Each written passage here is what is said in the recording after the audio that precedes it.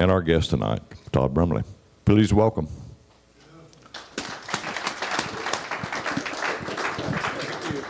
Are we ready, Chris? My name's Mark West. I'm going to throw out some questions here for Todd and let him answer them.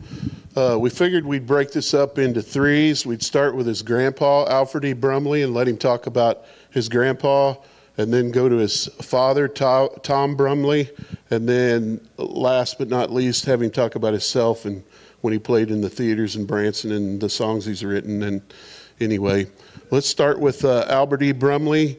Where was he born, and when did he start playing music? And tell us about when he got his first publishing deal and living in Arkansas, and then when he settled in Powell, Missouri. Well, the story goes. Am I talking loud enough? Switch on. Is there a switch? Oh, yeah. Well, the story. I've only used microphones for a day. I really don't. I'm not used to microphones that you got to turn on. But okay, so the story goes that Grandpa was born in Spiro, Oklahoma, in about 1904, and he had mentioned that Grandpa had only an 8th grade education. At that time in Grandpa's life, he decided he wanted to write music. He had picked cotton for several years, and actually in 1929, picking cotton, he penned a song that we all know now about wanting to fly away. So anyway, after his 8th grade year, he decided he was going to walk from Spiro, Oklahoma, down to Arkansas, where Ian Bartlett had a music company. And the story, to me anyway, says that he didn't have a whole lot of money in his pocket, and he just walked that far. I don't know how far that was, but I know it was quite a ways. And EM gave him a chance and hired him as a staff writer. And quite ironic. And so he went to work there writing. So he penned one of the world's most famous songs, "I'll Fly Away," in 1929.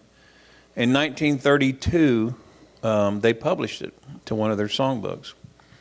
And I got to thinking about that. In 1929, when he wrote that, if he was born in 1904, he was 24 years old when he wrote "I'll Fly Away."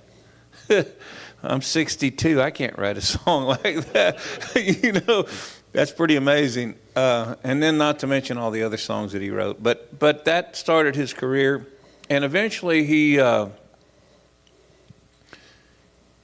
moved back to Missouri, southwest corner of Missouri, a little tiny town called Powell, Missouri, and built a little business there, as he mentioned, that they made songbooks. So Grandpa, before that, though, he actually traveled around. He wrote the songs. Every song that he wrote all the parts. And he always wrote them to where the highest parts were not too high and the lowest parts were not too low, which I thought was pretty amazing. And then he learned the shape note writing. You all know what shape notes are? Yeah. It's really cool, because you can go do, do, do, re, do, that way. So he traveled around for a while teaching those singing schools while he was also employed, writing songs. But then he moved to Powell, Missouri, and he built that company. He started doing his own music. Well, eventually he got to the point to where he was able to purchase his rights to the songs that he'd written for the publishing company. So he started building his company that way. And, of course, Dad and his brothers all had a little band together. They were all playing instruments, and we'll get to Dad here in a little bit, but Dad had a steel guitar, and he was always a big Jerry Bird fan. But Grandpa's music was, I don't know, I've tried to write music like that, but it was so great. He wrote so many great songs. I mean, can I tell you a really fond memory of my grandfather? It was nothing to do with music, but when I was about, 12 or 13, we lived in California because Dad was with Buck Owens and Ricky Nelson back in those days. And we would come up, we'd go to Texas where my mom's parents lived in the summer. Then we would come up to Missouri and visit Grandpa and Grandma Goldie. She was a sweetheart. But I remember one day in their little house, very humble house, there was a room right off the kitchen where it had 2 green love seats and a little coffee table, and there was a beanbag ashtray that sat on that coffee table. My grandfather smoked, and it was full of cigarette butts. I mean, completely stuffed full of cigarette butts. But there was a radio over here, and Grandpa loved to hear Harry Carey call the Cardinals games. He absolutely lived for that. But he was very, subtle. He was humble and subtle. But he'd sit there, and he always had a comb over. He's like me. I grew up through my hair. It was too tall for my hair. He'd just kind of comb it over, and he'd look up at me and smile. And then something would happen really cool, and he would look up at me and smile. That was so cool to me to spend that time with Grandpa in that room, with those little green, oh my gosh, not the very most attractive love seats, but those love seats. I'd sat across from him and watch him and listen to the Cardinal games, and that was one of his favorite things to do. But in the living room, there was a piano and a mirror above it. And I can't tell you how many times I watched him sit on that piano and start working out melodies, and working out parts and stuff. It was pretty amazing. But I just can't understand how a single person can write that many songs. Because, to get 600 published, you probably had to write, 2,000? I don't know how that worked, but I know in my case, I've written probably 100 songs in my life. I still haven't found that good one. But anyway, that's kind of my story on the early years of Grandpa and my experience with Grandpa. So. Yeah, tell us a couple of the other ones that were pretty popular other than Fly Away. Like, He Set Me Free, Jesus Hold My Hand, If We Never Meet Again, This World Is Not My Home, which I have a story about that song. I recorded an album in 1993 that my dad played steel on. So it was Grandpa's music, me singing, and Dad playing steel, 3 generations. And that was 1993. 2 years ago, gospel radio picked up This World Is Not My Home and put it on the radio, and it made it to number 4 on Cashbox Gospel Country, and it made it to number 18 on Singing News. It takes me forever to do anything. I mean, I can't believe that 30 years later, my song's on the radio. Here's the other thing. Right now, they're going to release another one of my songs off of that album. In fact, I just got a call today from the promoter, and he says, yeah, we're putting it out today. So what the heck? I don't know. God's blessing me big time. It's all God's glory. But well, in the I'll Fly Away song, it's amazing how many people have recorded that song. Oh my gosh! Hank Williams Hank Williams Sr. in the 40s. It was on the Dillard Sweet Straw Sweets album. Just on and on. Oh Brother, Where Art Thou? Allison Krauss, Alan Jackson, the Oak Ridge Boys, the Statler Brothers. Anyway, okay, so how many brothers and sisters did your dad have? So there was 5 brothers. There was Al, Bob, Jack, Bill, and Dad, and then Betty, the one girl. So there's 5 boys and 1 girl.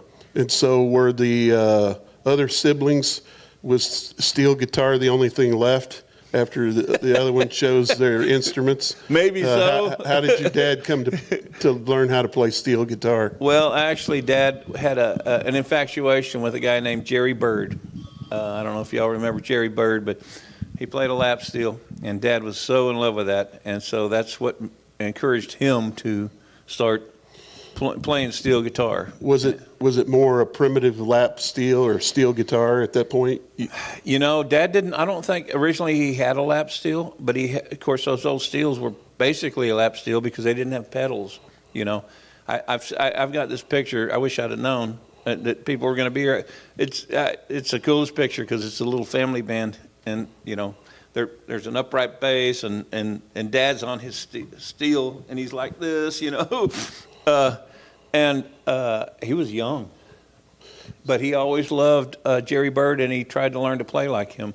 In fact, he got to meet his mentor later on, and they were both fans of each other, which I thought was amazing because, you know, Dad made it to Hall of Fame.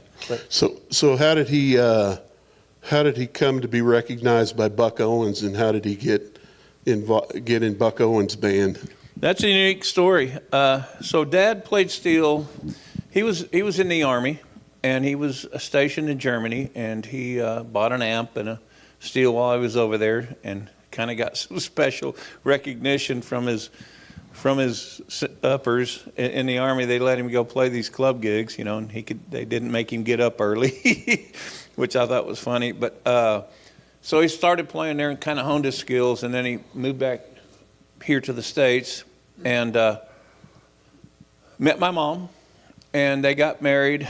Dad had a little bit of money, and they moved out to Hollywood, California. And Dad started playing at the, it was called the, what was the name of that? Anyway, he started playing at this club.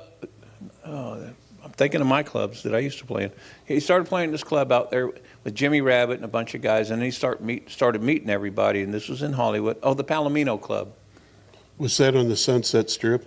I don't think it was on the Sunset Strip. I'm not sure. Okay. The Palomino Club was in Hollywood. North Hollywood, yes. And he got to meet a lot of people and associate himself. Well, he just couldn't make it, and he kind of gave up. But my Uncle Al was in California, in Bakersfield, doing the Cousin Herb show.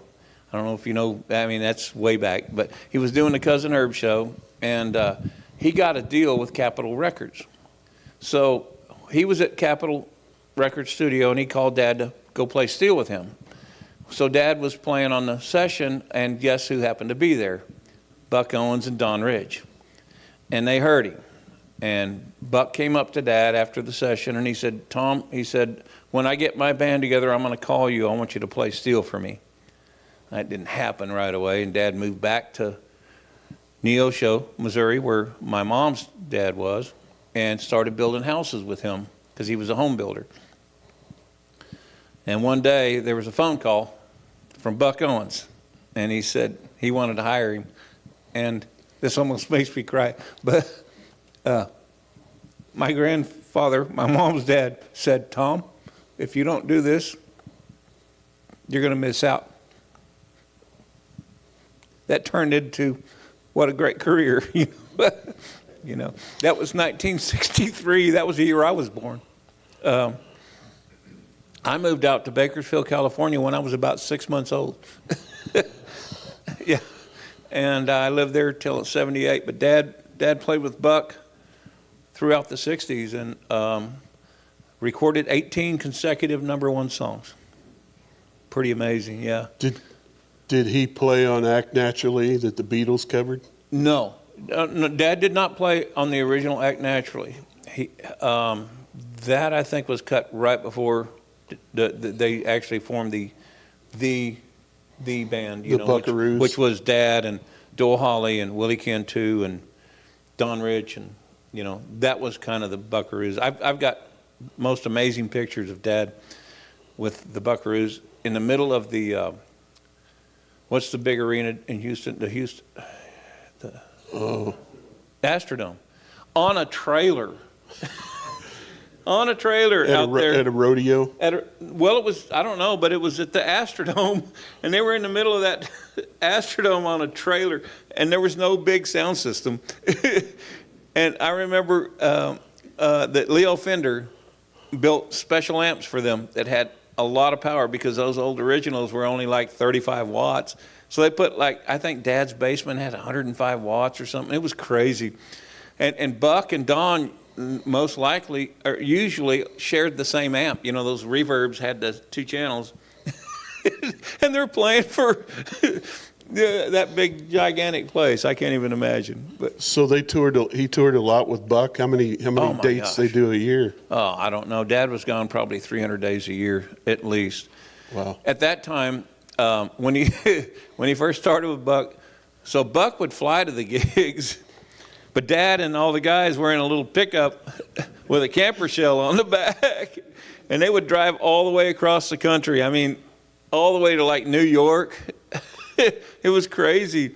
And there was one time, I got to tell this story. Okay. There was one time on the way back, they stopped in Vegas, and the sign up there said Buck Owens and his Buckaroos, the #1 act in the nation.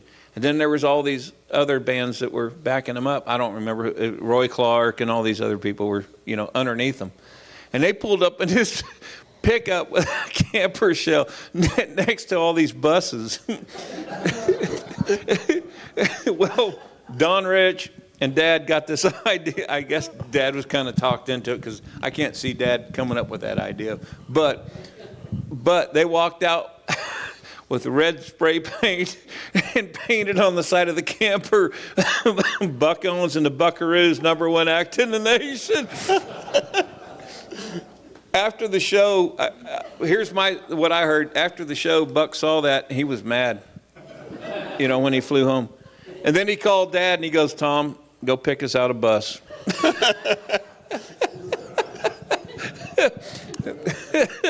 The bad thing is, about a week later, they were headed down the highway, and a horse ran out in front of them, and they hit that horse, and it crashed in. So they had to get another one. But So he played with Buck up until what year? And then 69. And then how did he come to play for Ricky Nelson? Well, Rick called him, and he said, "Hey, Tom, I'm going to do a live album, and I would like to have you play steel on it with me." That was the first time Dad played with him. Dad didn't even hardly know the material. But they did the live at the Troubadour album, and Dad said, "Okay, I'll do it, but I got to do more than just this song, this show."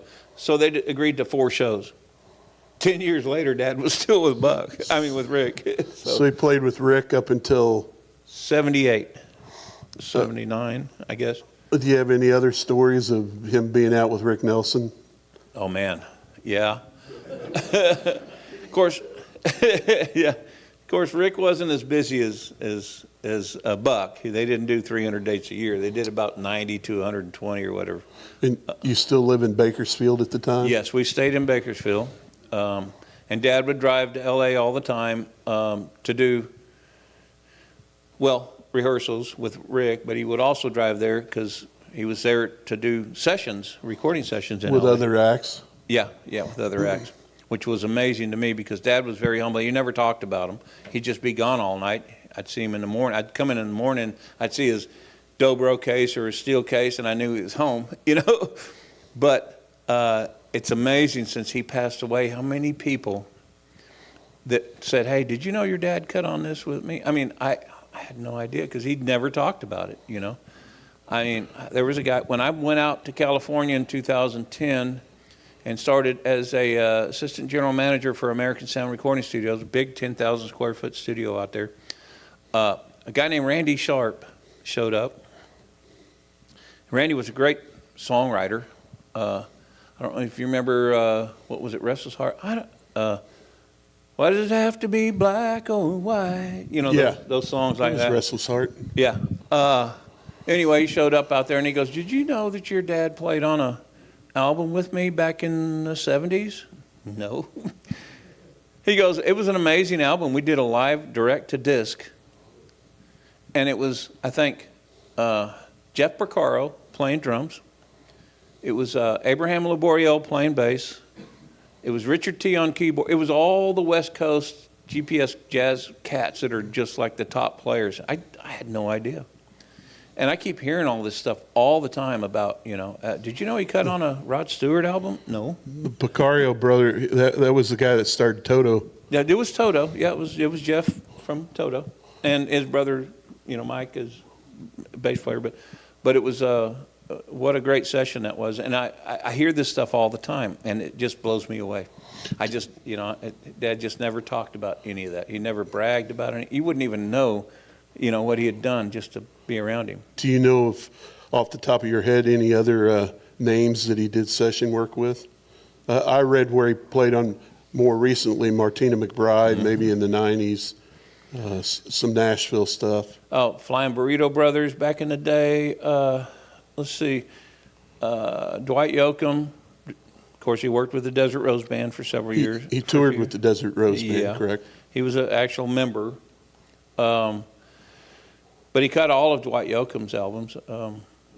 I sang 'Cause- Dixie, that cool 'cause- steel guitar solo. That Because was that. Dwight had that Bakersfield sound like Buck Absolutely. Owens. Absolutely.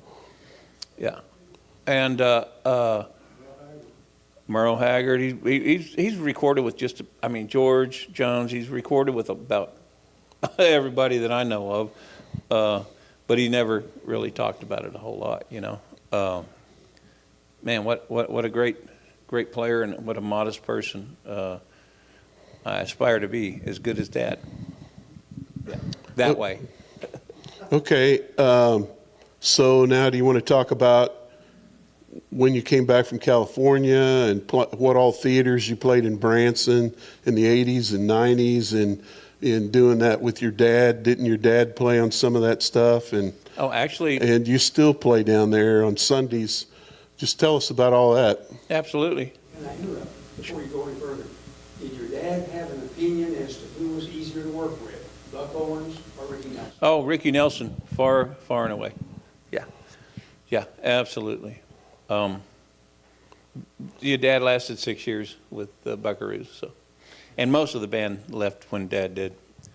Don Rich stayed with him. Of course, he was his main guy, but And your dad left before the Hee Haw. yes, Hee Haw was early 70s. Yeah. Oh, you guys need to hear me better? Yeah. Okay, sorry. So anyway, in 1989, my dad came to me and he said, "Hey, Todd, you want to go to this place called Branson, Missouri and put a family show in?" I go, "What is Branson, Missouri?" At that time, I was working for a guy named Scott Hoyt. And Scott Hoyt was a part of the Grassroots band. And they were actually out of Springfield, the Grassroots. And he told me, he said, "Branson is like the world's longest parking lot." I was like, "What does that mean?" He goes, "Oh, no, you go down there and there's shows all over the place and you'll sit in traffic forever." I'm like, "Oh, that sounds like a fun place to go." So I told Dad, I said, "You know what, I'll go with you wherever you want to go." You know, and so in '89 we moved up here, and my Uncle Al and Dad put a show together, and we were at it was the old Cody Country Theater on the Strip down there a ways, and I think that turned into the Boxcar Willie Theater eventually or something like that, but or Caravel or something, I don't know, but we started there with a matinee show at 4 the first year. Had kind of a makeshift band, and I didn't know what to think. I'd been playing clubs and stuff like that my whole life, and we started the show, and I'm looking down, and these people are going, "Entertain me." I'm like, "Oh my gosh, can I hide behind this mic stand?" You know, it was a different world. That first year, though, we learned a lot. The second year, we moved our show over to the Ozarks Campbell Jubilee. That was an old theater there.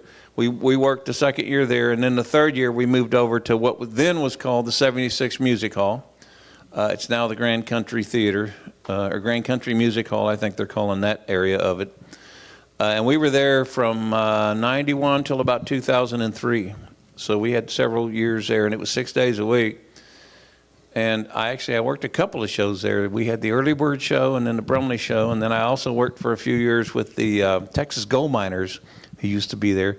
Worked with Wyatt Beard, and Wyatt Beard has been with Kenny Chesney for years. And John Conley has been with Kenny Chesney for years, and he was my guitar player for a while. But we did a show there, for, 12, 13 years? Something like that. Long time. Don would know. Long time. I've known this guy here forever. Since 91. Yeah. 93. Is that when you started there? Yeah. Okay. I don't even remember a sound man before you. Yeah. You're the only one I remember. What a great guy, though. So I spent a lot of years doing that. And while I was there, I I worked a few other shows, and I spent a lot of time doing some studio recording there. I am nothing compared to my dad and my grandfather, but I do try to keep playing music just to keep that legacy alive. You know, on the gospel show, I sing a song that my grandfather wrote. On the country show, I sing Together Again, for the most part, to keep Dad's legacy going. Because Together Again is a song that steel guitar turnaround that Dad did on there is still recognized as one of the top steel guitar turnarounds in country music. And quite the legacy that I have to live up to, you know, and that I'm blessed with, to tell you the truth. So, And you play Sundays at the Grand Country Theater still? I do Ozarks Gospel Show at 2 o'clock. We do a gospel show, 2-hour gospel show. And then at 7 o'clock, I do the Ozarks Country, which is with Tammy and Tanya, part of the Ball Knobbers, Mel Tillis's background singers. They call them the Stutterettes. Yeah. Yeah. That's what Mel named them, and they still go by that, the Stutterettes. And then, of course, on the gospel show, we have their brother, Jamie, who's also a pastor. He sings with us. Great singer, and he's a great straight man, or front man. He's our MC. And then on the night show, we have Mel Barber, which is the straight man or the MC, and he's a great singer. And we have a lot of fun. We're just getting started. Sorry, just getting familiar with the shows, but it's tough whenever we only do it one day a week, and we only have a couple of days to rehearse 2 shows. So we're working our way into it, but it's all fun, and we all work other shows and jobs. And I only work those shows, but I work a full-time job. So I'm also a graphic designer. One thing I missed over was the Brumley Sing that one of your uncles does. They started out in Springdale, Arkansas in the outdoor rodeo arena, and then it's maybe was in Lebanon at the Cowan Center. You possibly. know, it moved a few different places. Back when Grandpa was still here, it was in Springdale, Arkansas, and it was I think it was called the Albert Brumley annual Sundown to Sunup singing, and it was overnight, and everybody that was anybody was there. And I can remember times that I came up for that, and there was people like knee deep in mud, or the dust was so thick you couldn't see who was on stage. It was at an outdoor rodeo arena, and as a kid, I remember that so well, going out to those. And then I think after Grandpa passed and Bob took it over, I think they ended up moving it. Well, they moved it to Lebanon In the Cowan Center. And then I think they ended up moving it to Tulsa or someplace like that. So, that's a good question. I don't know if they're still doing it or not, because Bob passed away and his wife passed away, and their daughter Betsy, I don't know if she's still doing that. So it's a shame. I'd like to try to do it here. At someplace like, maybe James River Church or something, you could get enough people in there and do that Albert Brumley singing. That would be cool. That would be really cool. I remember there was a place in Powell, Missouri, right across, where the publishing company was. Didn't your grandpa have a stage there? Yes, they had a stage back there, and they did what was called the Hill and Holler Festival. And everybody that was anybody, quartet-wise and gospel music, showed up there in the middle of nowhere. Believe me, if you go across that bridge and you blink, you've missed Powell, Missouri.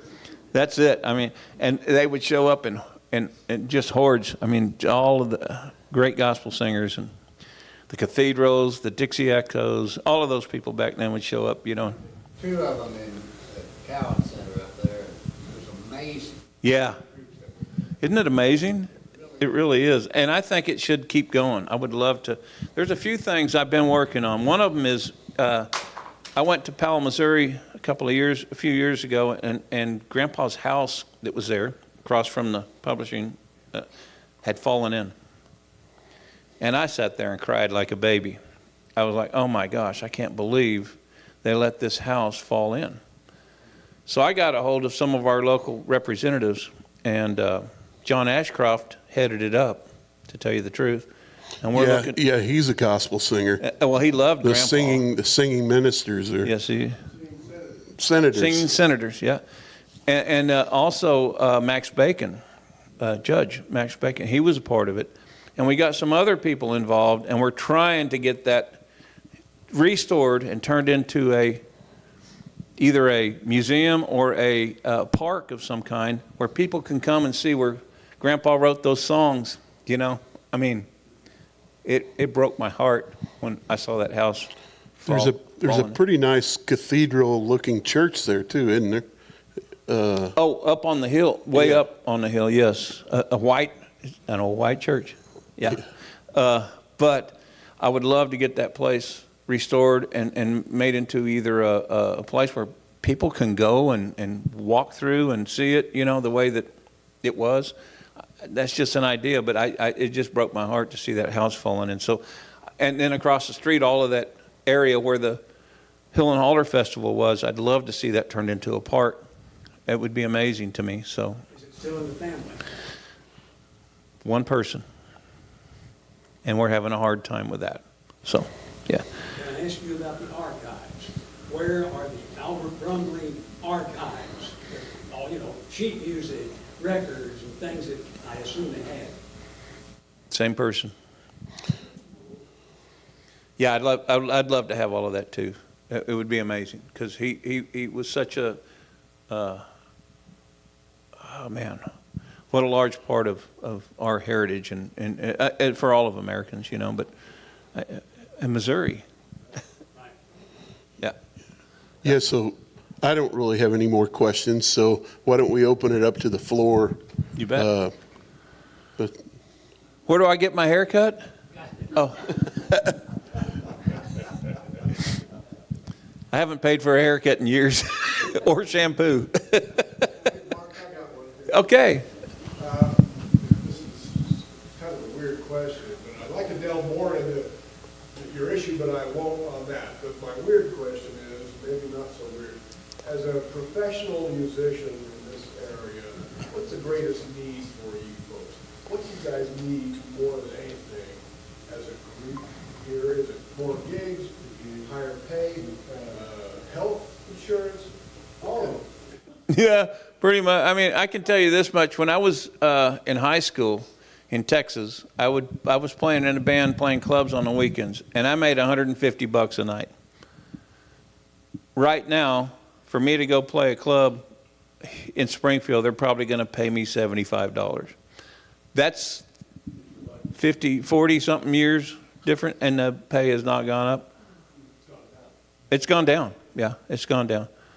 So that's kind of the weird thing for me, because I've honed my craft for 40-something years, and all I get is, $75 a night cheaper pay than I did when I was still, very green working on my craft, you know. So I don't know. I get it. I know I don't, because these clubs pay. They make tons of money on their drinks and stuff, and they just don't pay band. You know, the definition of a musician is someone who has $6,000 in equipment, puts it in a $300 car, drives 2 hours to play for 4 hours to make $50. so tell them about your CD that you did with maybe your dad and a bunch of the Brumley songs. Yeah, we recorded. Actually, on that album, the Family Heritage album, we did I'll Fly Away, Turn Your Radio On, I'll Meet You in the Morning, Jesus Hold My Hand, Rank Strangers, This World Is Not My Home. I don't know, there was 10 of Grandpa's biggest songs. And it was quite unique because we did track the album in Nashville, had some stellar players on it, and then we brought it to Branson. And back then there was a studio called Caravel Studios, and I cut the vocals, my vocals there, and Dad cut his steel part there. And I don't know, I had a producer named Vic Clay, one of the most amazing people I've ever known, and his wife Tony, both great people. She sang all the harmony parts, and what a great experience for me though. And what was amazing was back then I thought I did a terrible job on it. And I listened to it today, and I go, dang, we had no vocal tuning. I don't know if I could sing it that good now, you know. It was crazy. Man, what an honor to get to do that. Now, I did cut another album that was all a cappella, the way Grandpa wrote the songs. It was just me and another guy, Michael Davis. I sang 2 parts, and he sang 2 parts, but we did it exactly the way it was written in his book. And that was kind of cool to do, too. So, because that's the way Grandpa wrote them, you know. So I had a lot of fun doing that. How can anyone get those CDs? Are they available online or at the theater where you play on Sunday? Well, Or are they streaming on Spotify or Apple Music? I've got a couple of songs streaming on all of the music, but that's just the ones that were on the radio. As far as my other albums, I've kind of neglected that. I need to get some CDs made, or jump drives, because is that what everybody wants now? Jump drives, so you can put them in your car. Because I don't know, since 2017 they quit putting CD players in cars. So, I mean, I've still got an 05, so I'm not, I don't know, but jump drives work for everybody. If that's the case, then I'll get some made up, and I would say I don't have any kind of an outlet online, but other than just find Todd Brumley on Facebook and let me know if you want something, and I'll get them made up. So. And Alfred Brumley Jr. wrote a book called I'll Fly Away, the story of Albert E. Brumley. Yes. That you can find on eBay or online as well. Yes, you can. You can. And you can find my album. I don't know who's got them, but I've gone to eBay and looked it up, and somebody's selling my CDs. I don't know. But it's just the way it is, I guess. But yes, you can find that book, and along with Grandpa's old song book, the one that I think has 100 of his greatest songs. It's a white cover with the red. Yeah, I think you can find that online in places, but I don't have any more, and I haven't been able to get any more, and I don't know that they're producing them there.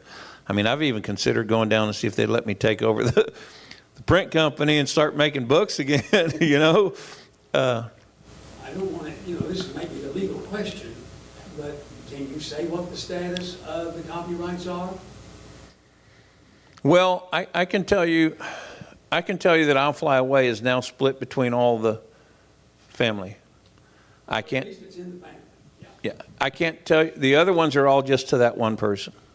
So, yeah, there was a little bit of a lawsuit to get I'll Fly Away, and I think it needs to be pursued for the rest of them, because there's some things there that I can't really talk about. But So the publishing company still exists the building does. that your grandpa started. Yeah, the building does, but we went over there and there was nobody there. It was just not doing anything. So I'd like to get that reopened and get somebody to start producing books again, because there's so many people. Every day at the show, somebody's going, "Hey, I've been trying to find one of your grandpa's songbooks, haven't been able to get it." So, yes, sir. Hi, Hi. I'm Robin Luke. I'm sorry, I just got in from Austin, Texas. Drove here, exhausted. Yeah. But I was a good friend of Rick Nelson. Oh, were you? I got to meet your dad when he was recording. Oh, wow. And then, and by the way, he's the only guy that I've ever heard of that plays 11 strings. He had that low string on it. Yes, sir. Amazing. I think a little bit of the sound came from that 11th string. Yeah, absolutely. But, Well, he didn't play the C6 very much. So by having that string, he was able to play those C6 licks on that E7. Yes. he invited me to a show about 91 down there. Oh, really? And he had just gotten a little Rickenbacker. That's the one that Stevie Ray Vaughan gave you. Yes. And he apologized to the audience, said, "I don't know what I'm doing." He recorded on Dwight's album several songs. I think Johnson's Love and a few other songs on that Rickenbacker. Yeah. It was the older guys with the big, bar. Yeah.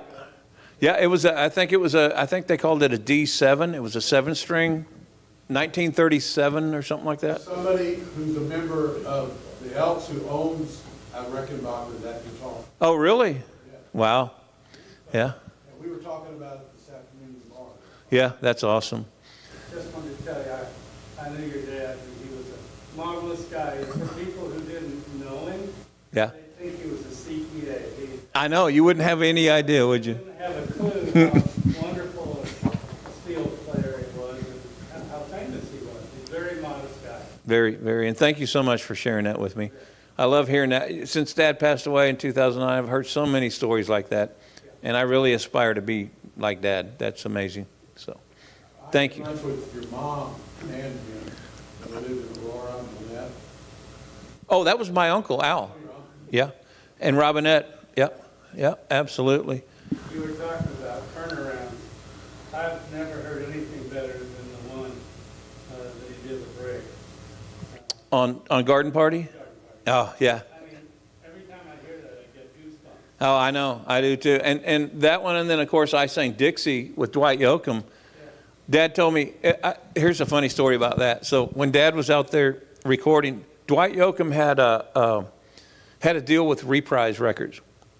And his first record, I think he had about $178,000 on his budget. And I heard this directly from Dwight. I sat on the bus and he told me this story.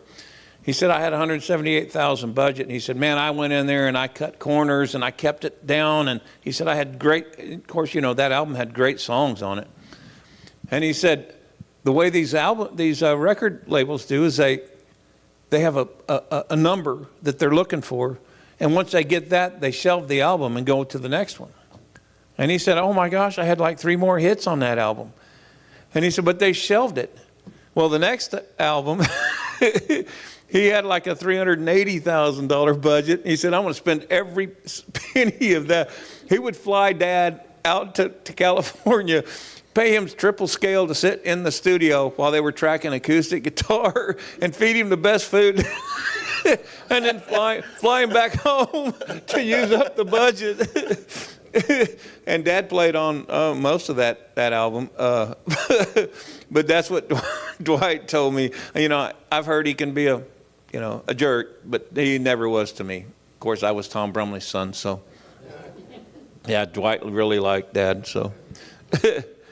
But what a great experience that was to hear him tell me that story. That opened my eyes to the record business. Yeah.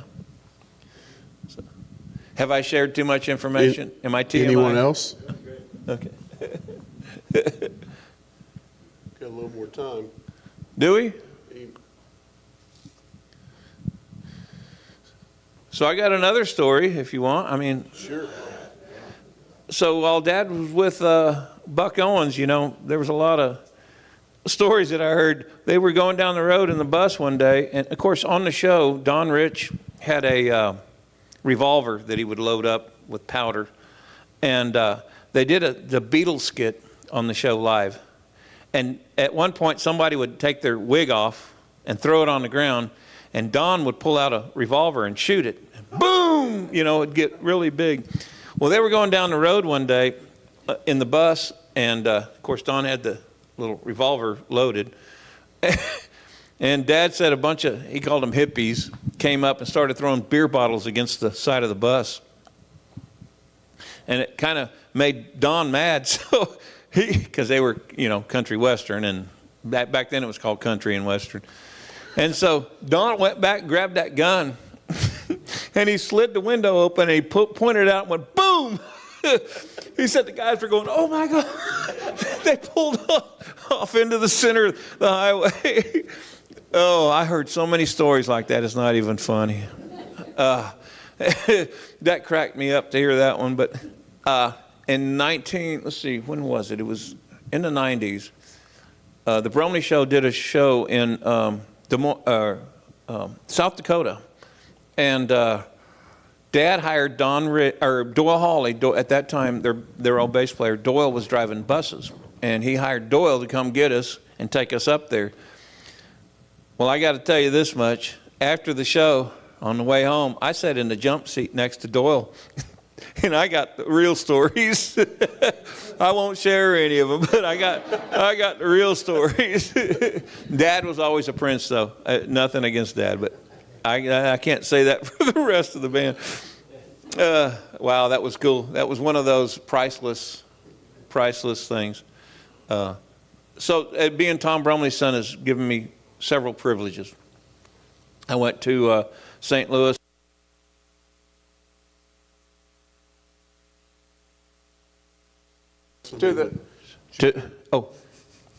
Are we done?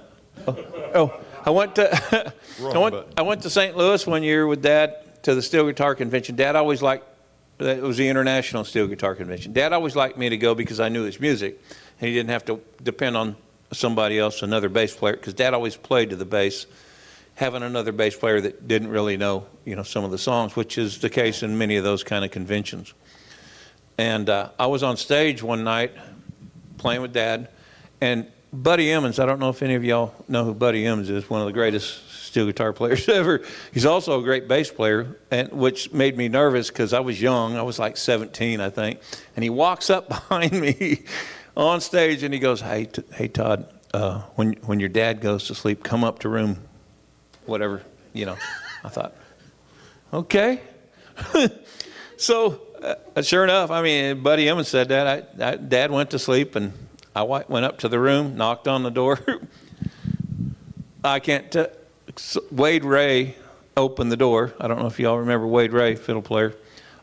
He worked with all the big guys, George Jones, I think. And anyway, opened the door, and I walked in. The smoke from the cigarettes were down to about here, it was floating to the ceiling. I walked in, and there was a big table, and I don't know, all kinds of bottles of liquor on them. And there was a seat over there in the corner, like that seat right there. And I went and sat in that seat and listened to them for about 3 hours, tell stories, road stories. That was an absolute MasterCard commercial. Priceless. I heard so many stories, but it was Wade Ray, Phil Ball, Buddy Emmons, all the big players, at that time. And they were in that one room, and they were all just telling road stories. And that was the most amazing thing ever. That's part of my privilege of being Tom Brumley's son. So, yeah.